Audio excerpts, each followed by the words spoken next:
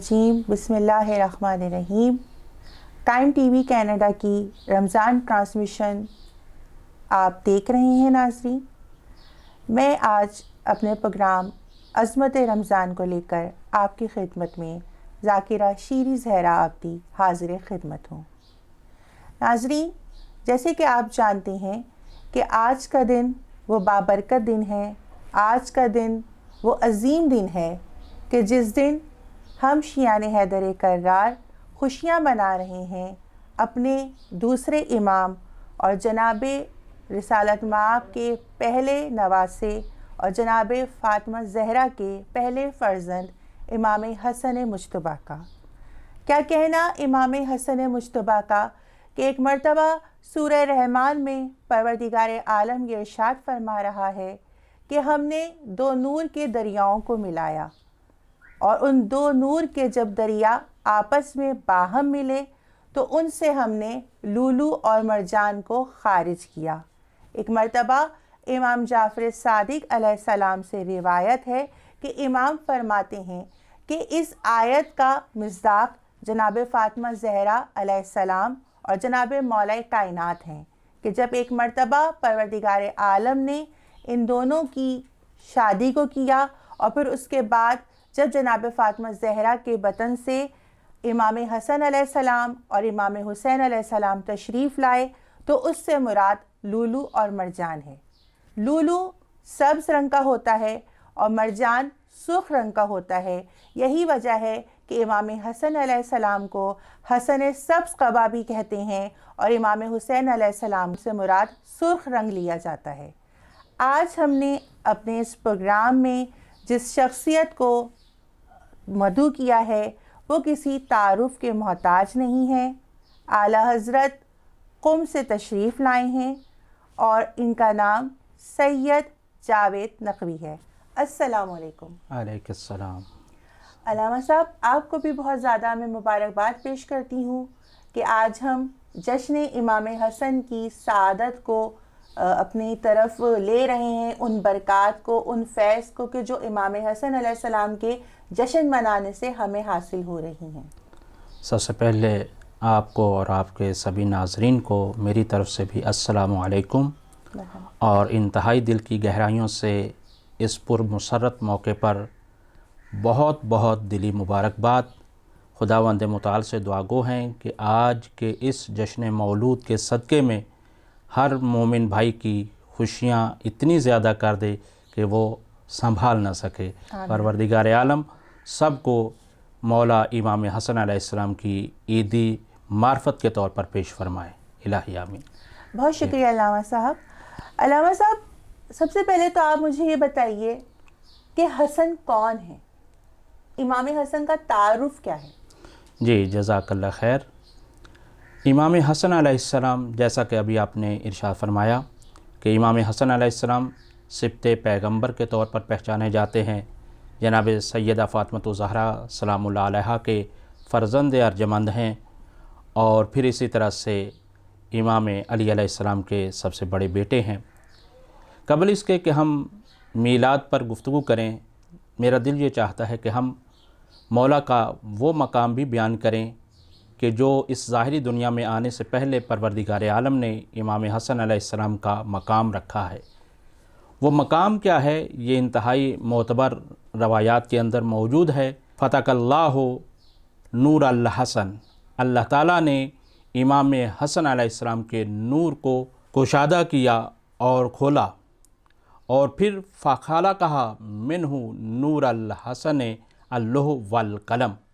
अल्लाह ताला ने इमाम हसन अलैहिस्सलाम के नूर से लोह और कलम को खल्क़ फरमाया और फिर फरमाया वल हसन अफ़ज़ल मिनल लोह वल कलम, लोह और कलम से भी अफजल हैं इमाम हसन मुज्तबा अलैहिस्सलाम। इससे एक बात जो हमारे सामने रोशन होती है वो ये है कि कायनात का पूरा निज़ाम लोह और कलम से ही महफूज है। बेशक। तो जैसा कि लोह और कलम से ही महफूज है, तकदीर इंसान की लोह और कलम से लिखी जाती है, लेकिन वो किससे खल्क़ हुई? वो नूर इमाम हसन अलैहिस्सलाम से खल्क़ हुई। لہٰذا یہ ہے مقام امام حسن علیہ السلام کا کہ جب ابھی تک ظاہری دنیا میں تشریف نہیں لائے تھے۔ بہت خوب علامہ صاحب۔ علامہ صاحب، جیسے کہ کہا جاتا ہے کہ جب امام حسن اس دنیا میں امام کی آمد ہوئی تو جیسے کہ ہمیں معلوم ہے کہ ماہ رمضان المبارک تھا، لیکن ہمیں یہ روایت ملتی ہے، کیا کہنا جناب سیدہ کا، کہ جو طیبہ بھی ہیں اور طاہرہ بھی ہیں، کہ جناب سیدہ کی یہاں امام حسن کی آمد ہوئی، امام کی ولادت ہوئی، اور وہاں جناب سیدہ نے نماز ظہرین کی ادائیگی کی۔ ذرا اس واقعے کے بارے میں آپ ہمارے ناظرین کو بتائیے۔ جی، یہ بھی انتہائی بہت ہی اہم ترین سوال ہے۔ ایک تو یہ ہے کہ سب سے پہلے ہم اگر ولادت کے حوالے سے گفتگو کریں تو وہ یہ ہے کہ 15 ماہ رمضان المبارک کو امام حسن علیہ السلام 3 ہجری میں مدینہ المنورہ میں اس ظاہری دنیا میں تشریف لاتے ہیں۔ جب اس ظاہری دنیا میں تشریف آپ لائے تو جیسا کہ ابھی آپ نے فرمایا کہ نماز بی بی کی کوئی قضا نہیں ہوئی، سبحان اللہ، بی بی نے کوئی نماز چھوڑی نہیں ہے۔ تو اس کی کیا وجہ ہے؟ بی بی کے 9 نام ہیں، مثلا ان میں سے فاطمہ، بطول، مرضیہ، راضیہ، یہ سب بی بی کے نام ہیں، صفات نہیں ہیں، یہ ایک بات ہے۔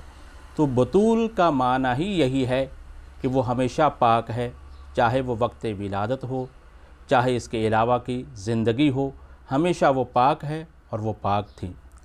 یہ طہارت جناب سیدہ بھی ہے اور طہارت امام حسن علیہ السلام بھی ہے کہ دنیا میں آنے کے بعد بھی اپنی طہارت اسی طرح سے ہے۔ اب یہ ہے کہ امام حسن علیہ السلام کا سب سے پہلے اسم مبارک پر اگر گفتگو کی جائے تو جیسا کہ امام حسن علیہ السلام جب اس ظاہری دنیا میں تشریف لائے تو مولا علی علیہ السلام نے امام حسن علیہ السلام کو اپنے آغوش میں لیا، سبحان اللہ، لے کر پیغمبر اکرم صلی اللہ علیہ وسلم کی خدمت میں آئے، پیش کیا۔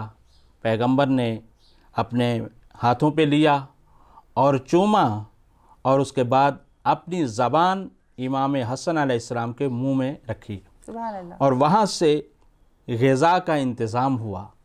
اور جب غذا کا انتظام ہوا اور اس کے بعد پیغمبر اکرم صلی اللہ علیہ وسلم نے ایک مرتبہ پوچھا کہ یا علی، اس فرزند کا نام کیا رکھا ہے؟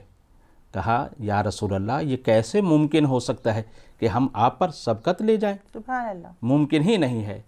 تو لہٰذا جب یہ کہا تو پیغمبر نے فرمایا کہ میں بھی اپنے پروردگار پر کبھی سبقت نہیں کرتا۔ بے شک، یہ کہنا تھا کہ ایک مرتبہ جبرائیل علیہ السلام نازل ہوئے اور کہا یا رسول اللہ، پروردگار عالم آپ کو سلام اور مبارک پیش کرتے ہیں اور فرماتا ہے کہ ہم نے آپ کے بیٹے کا نام حسن رکھا ہے، لہٰذا اللہ کے وحی سے امام حسن علیہ السلام کا نام حسن رکھا گیا۔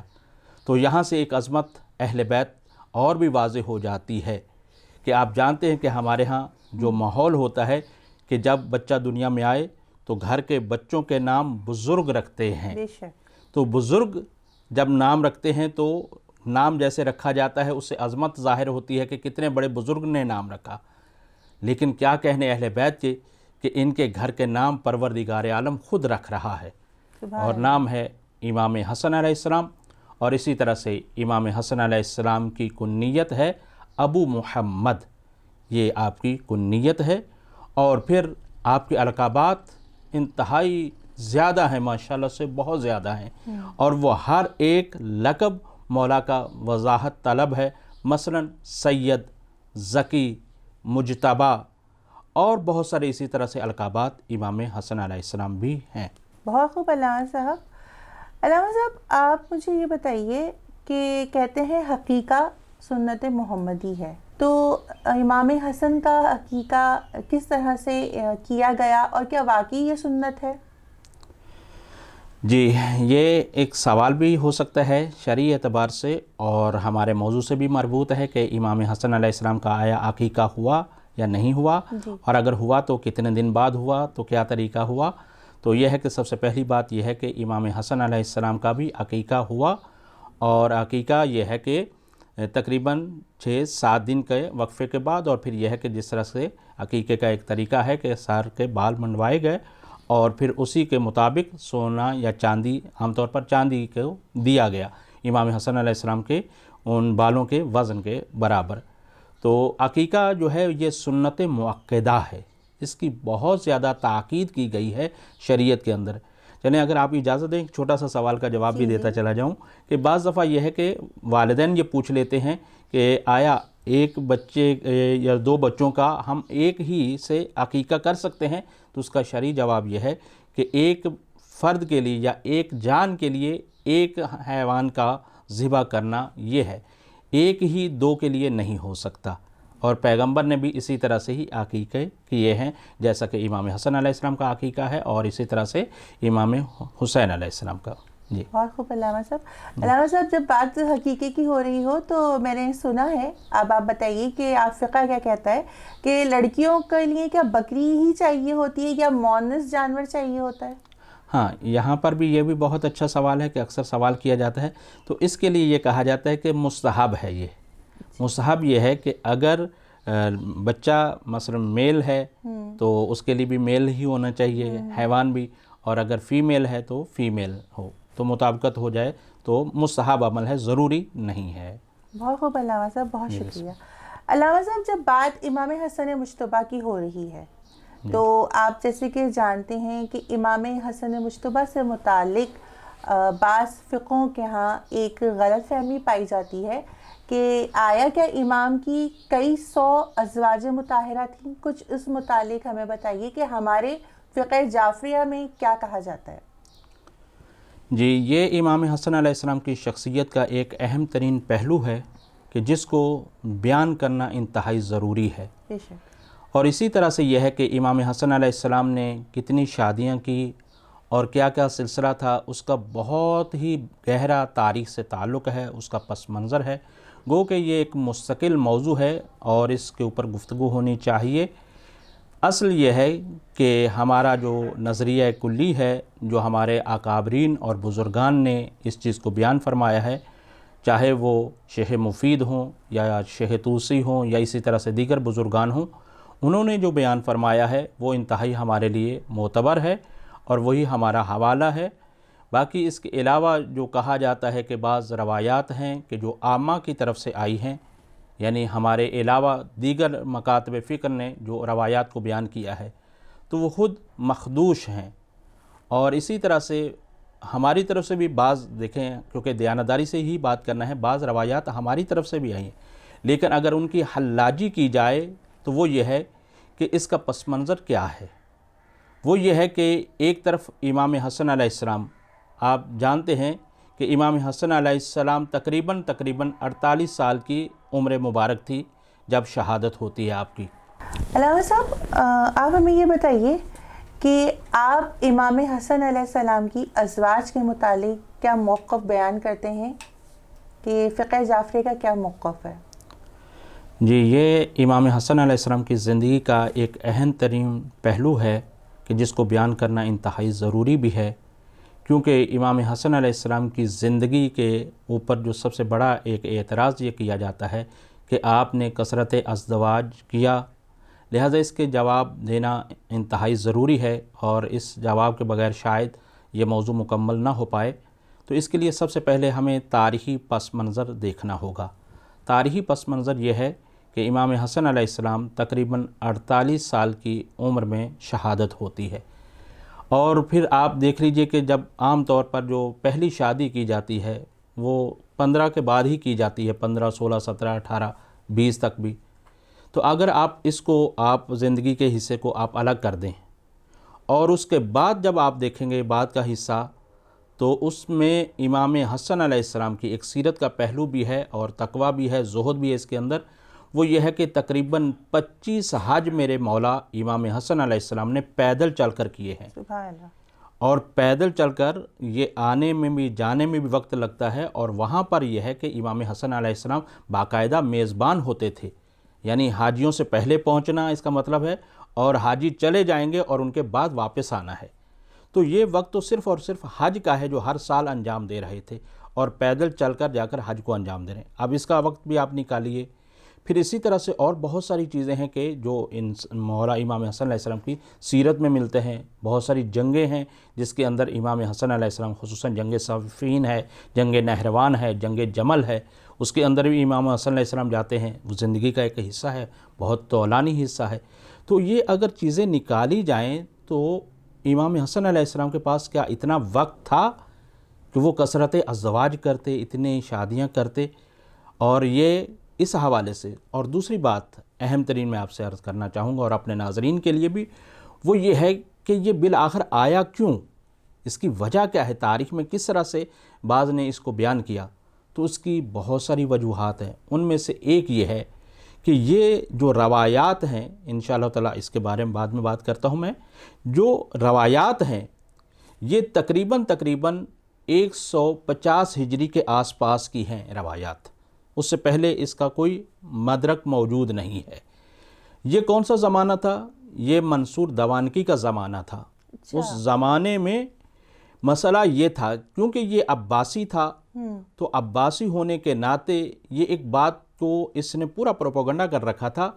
وہ یہ ہے کہ لوگوں سے یہ بیان کیا جاتا تھا، لوگوں کو یہ بتایا جاتا تھا کہ ہم کیا ہے کہ عباسی ہیں، یعنی رسول خدا کے چچا عباس کی اولاد ہیں کہ جو مسلمان ہو گئے تھے. اور دوسرے یہ جو سادات ہیں، حسنی سادات ہیں، یہ ابو طالب علیہ السلام مثلا، یہ ہمارے عقیدے کے حساب سے تو یہ ان کی اولاد ہیں. تو نعوذ باللہ جنہوں نے کلمہ نہیں پڑھا تھا، لہٰذا رسول کے ایک چچا نے کلمہ پڑھا اور ایک نے نہیں پڑھا. جس نے کلمہ پڑھا اس کی ہم اولاد ہیں عباسی، اور جس نے کلمہ نہیں پڑھا اس کی اولاد یہ ہے. لہٰذا ہم یہ حق رکھتے ہیں کہ ہم خلافت کے حقدار ہیں. اب آپ نے محسوس کیا اور آپ کو اندازہ ہوا کہ اس کی وجہ کیا ہے. پس منظر ایک یہ تھا کہ ہم اپنی خلافت کو ایک رنگ دے سکیں کہ ہم اولویت رکھتے ہیں اس وجہ سے. اور دوسری اہم وجہ، وہ بہت اہم ہے، وہ یہ ہے کہ زمانہ امام جعفر صادق علیہ السلام کا تھا. وہ زمانہ، اور روایات بھی اس طرح سے آئیں تو امام جعفر صادق علیہ السلام امام حسین علیہ السلام کے فرزند ہیں.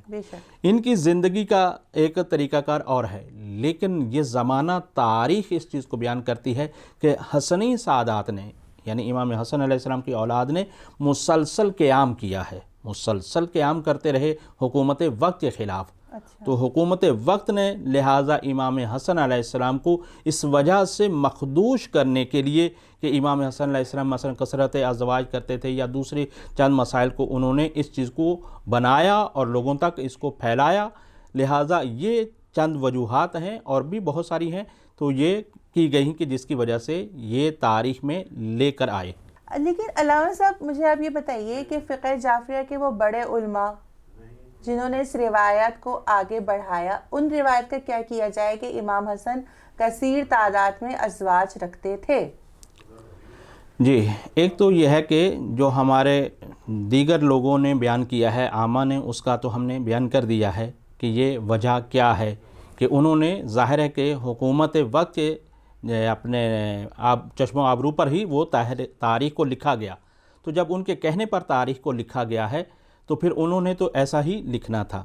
لیکن جیسا کہ ابھی آپ کا سوال ہے کہ ہمارے ہاں جو بعض روایات پائی جاتی ہیں ان کا کیا کیا جائے گا، تو اس کا جواب یہ ہے کہ یہ روایات ہمارے علماء نے اس کو بطور تحقیق بیان کیا ہے کہ یہ ضعیف روایات ہیں.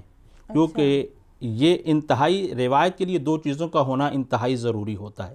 ایک ہوتا ہے سند جسے کہتے ہیں روایت، اور ایک ہوتی ہے درایت.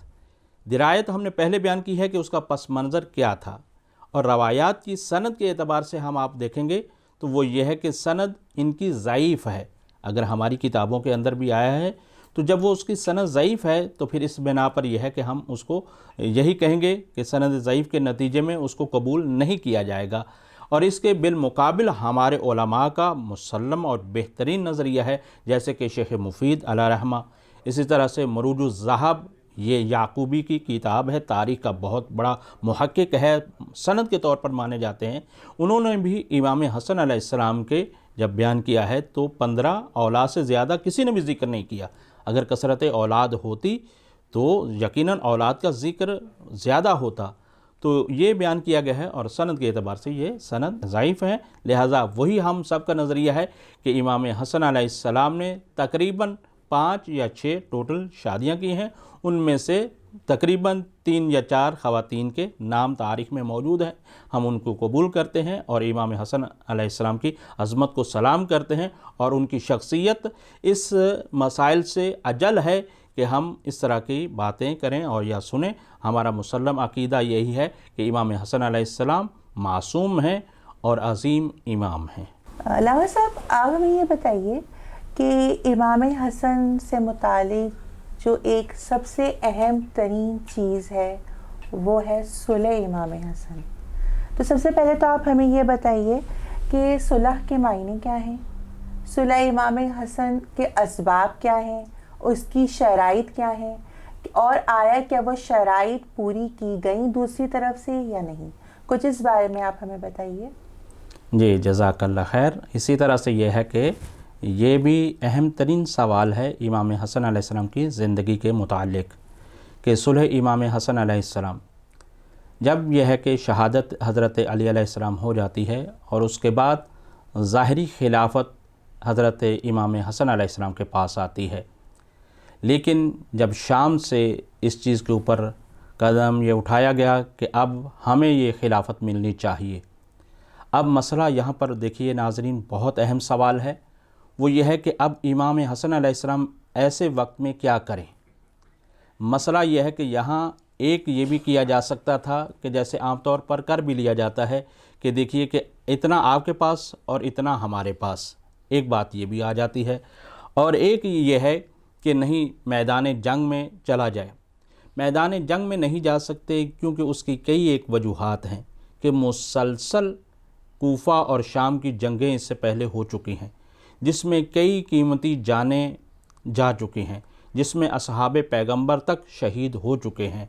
اب لوگ خستہ ہو چکے تھے، تھک چکے تھے، اور ادھر یہ ہے کہ جو مقابلے میں ہے اس کا بہت بڑا ایک سلسلہ ہے جو وہ کرتے ہیں کہ لوگوں کو خریدنا، لوگوں کو اپنی طرف بلانا اور بہت ساری چیزیں ہیں۔ لہٰذا اب 2 چیزیں بہت اہم تھیں، اب یہاں غور کیجئے گا، وہ یہ ہے کہ ایک ہے امام کے پاس ظاہری خلافت اور ایک ہے امامت۔ اب ایسے میں کیا کریں؟ اگر یہ کر لیتے ہیں کہ ٹھیک ہے تم بھی رہو اور ہم بھی رہتے ہیں، تو یہ کر کے یہ ہے کہ گویا کہ ان برے اور اچھے کاموں میں خود کو شریک کر لینا۔ ایسا اگر کرتے ہیں تو اس کا مطلب یہ ہے کہ خلافت تو ظاہری طور پر ممکن ہے کچھ رہ جائے، لیکن امامت نہیں بچتی۔ ایسے موقع پر امام حسن علیہ السلام نے خلافت کو چھوڑ دیا، ظاہری حکومت کو یعنی، اور امامت کو بچا لیا۔ اب جب امامت کو بچایا ہے تو صلح، اب جیسا کہ ابھی آپ نے فرمایا تھا کہ صلح کے معنی کیا ہیں، ایک لفظ ہوتا ہے بیعت اور ایک ہوتا ہے صلح۔ صلح میں اور بیعت میں کیا فرق ہوتا ہے؟ صلح میں یہ ہو جاتا ہے کہ اگر آپ کسی کو یہ شے دیتے ہیں تو صلح نامہ میں آپ کا یہ ہے کہ آپ استعمال کر سکتے ہیں جب تک آپ زندہ ہیں، آپ کے استعمال میں شے رہے گی اور اس کے بعد یہ چیز واپس پلٹ آئے گی۔ لیکن یعنی بیعت بیچنا ہوتا ہے، اپنے آپ کو کسی کو یہ چیز دے دینا، بیعت کا مطلب یہی ہو جاتا ہے۔ یعنی جیسا کہ اگر آپ نے جب کوئی شے بیچ دی تو وہ اب آپ کے اختیار میں نہیں رہی۔ لہٰذا یہاں پر یہ بات بہت غور طلب ہے کہ بعض جو مثلا مخالفین اہل بیت ہیں وہ اس کو رنگ یہ دینے کی کوشش کرتے ہیں کہ نعوذ باللہ امام حسن علیہ السلام نے بیعت کی ہے، جبکہ بیعت ہرگز نہیں کی ہے۔ اس کی وجہ کیا ہے کہ خود اس صلح نامہ کے متن کو پڑھا جائے، وہ میٹر کیا تھا، اگر ہم اس کو پڑھتے ہیں تو باقاعدہ طور پر لکھا ہوا ہے صالحہ امام حسن علیہ السلام، یعنی امام حسن علیہ السلام نے صلح کی ہے۔ صلح جب کی ہے، لفظ ہے پورا میٹر اور اس معاہدے کے درمیان، بیعت کا کوئی لفظ ہی نہیں ہے۔ تو اب یہ ہے کہ یہ امام حسن علیہ السلام نے صلح کی، جب صلح کی ہے تو اس کے اندر دیکھیے کہ شرائط میں یہ ہے کہ فرق ایک ذہن میں رہے، میں ضروری سمجھوں گا، اگر بیعت ہوتی تو پھر بیعت جس کی جاتی ہے جو وہ کہتا ہے وہ بات مانی جاتی ہے، جی بالکل، یہ بہت اہم بات ہے۔ لیکن صلح میں ایسا نہیں ہوتا، جیسا کہ یہ صلح جو کر رہا ہوتا ہے وہ اپنی بات کو منوا رہا ہوتا ہے، تو اس صلح نامہ کے اندر بہت ساری شکیں ہیں جو آج بھی تاریخ کا حصہ ہے، تاریخ طبری کا حصہ ہے، اور تاریخ ابن خلدون کا حصہ ہے، اسے مروج الذہب کا حصہ ہے، بہت ساری یہ تاریخ میں موجود ہے۔ مثلا ان میں سے سب سے پہلی شک جو ہے وہ بہت اہم ہے کہ امام حسن علیہ السلام نے فرمایا کہ تم باقاعدہ طور پر قرآن و سنت پر عمل کرو گے، یعنی یہ خود شک بتا رہی ہے کہ امام تاکید کر کے بتا رہے ہیں کیوں اس کی ضرورت محسوس کی باقاعدہ طور پر، کہ اگر عمل پہلے سے ہو رہا ہوتا یا عمل کیا جانے کی توقع ہوتی تو امام کبھی اس شک کو نہ رکھتے، بے شک۔ لیکن امام نے باقاعدہ طور پر کیا فرمایا کہ یہ آپ کے لیے ضروری ہوگا کہ آپ قرآن و سنت پر عمل کریں گے۔ دوسرا ارشاد فرمایا کیا کریں گے کہ جب تک آپ زندہ ہیں یہ ظاہری حکومت آپ کے پاس رہے گی، جب چلے جائیں گے تو یہ حکومت آپ کی ختم ہو جائے گی اور اس کے بعد مسلمانوں کے پاس آ جائے گی، یعنی شورا کے پاس آ جائے گی، اور شورا جس کو مناسب سمجھیں گے اس کو بنائیں گے۔ پھر اسی طرح سے بہت اہم ہے، شکیں بہت ساری ہیں لیکن ان میں سے 4 اہم بیان کرنا چاہوں گا۔ ان میں سے ایک شک یہ تھی کہ میرے بابا امیر المومنین علیہ السلام پر سب نہیں کیا جائے گا، اچھا، یعنی لعن نہیں کیا جائے گا، اور اس کو شرح ابن ابی الحدید اس کو بھی بیان کرتے ہیں، اور بھی تاریخ کا باقاعدہ حصہ ہے کہ تقریباً 70,000 ممبر سے امام علی علیہ السلام پر لعن کی جاتی رہی۔ استغفر اللہ۔ عمر ابن عبدالعزیز کی خلافت کے زمانے تک آ کر انہوں نے بند کروائی، تو یہ ایک زمانہ رہا ہے، لہٰذا امام علیہ السلام نے شک کے طور پر یہ کہہ دیا تھا کیا ہے کہ میرے بابا علی پر خیر کے علاوہ کچھ نہیں کہا جائے گا۔ یہ تیسری شک۔ چوتھی شک یہ تھی کہ ایسا نہیں ہو سکتا کہ ہم تو محفوظ رہیں لیکن ہمارے چاہنے والے محفوظ نہ رہیں، لہٰذا باقاعدہ طور پر کہا کہ جو علی کے چاہنے والے ہیں، جو علی کے شیعہ ہیں، ان کا بھی احترام کیا جائے گا۔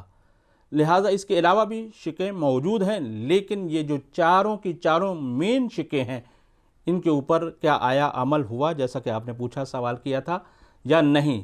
تو یہ بھی ایک تاریخ کا حصہ ہے کہ پہلے شک سے لے کر کسی بھی شک پر عمل نہیں کیا گیا، بلکہ جیسے ہی یہ تاریخی جملہ ہے وہ یہ ہے کہ ابھی تک اس صلح نامے کی سیاہی بھی خشک نہیں ہوئی تھی کہ ادھر سے اس صلح نامے کی مخالفت کی گئی، اور یہ ہے کہ اس کے بعد اس پر عمل نہیں کیا گیا۔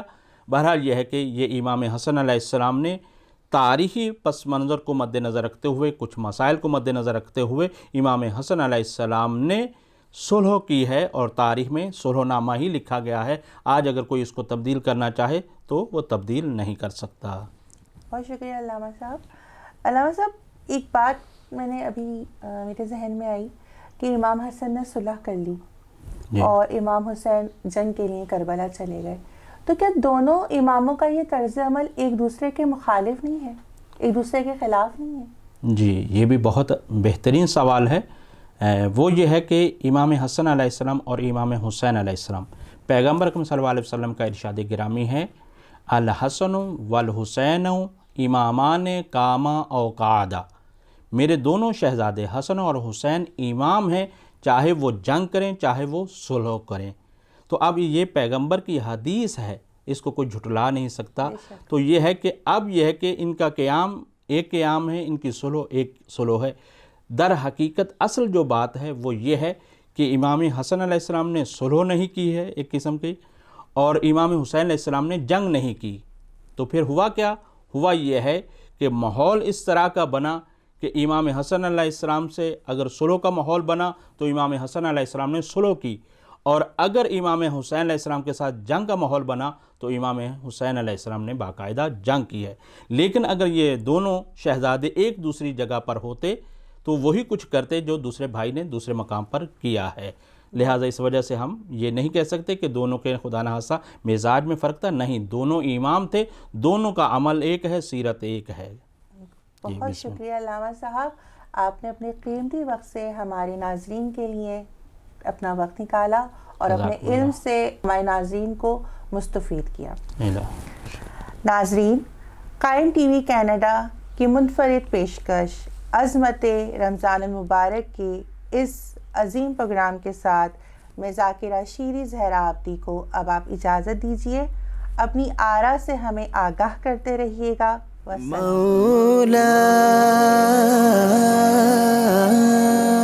قائم آل محمد کے دم سے ہے قائم شان رمضان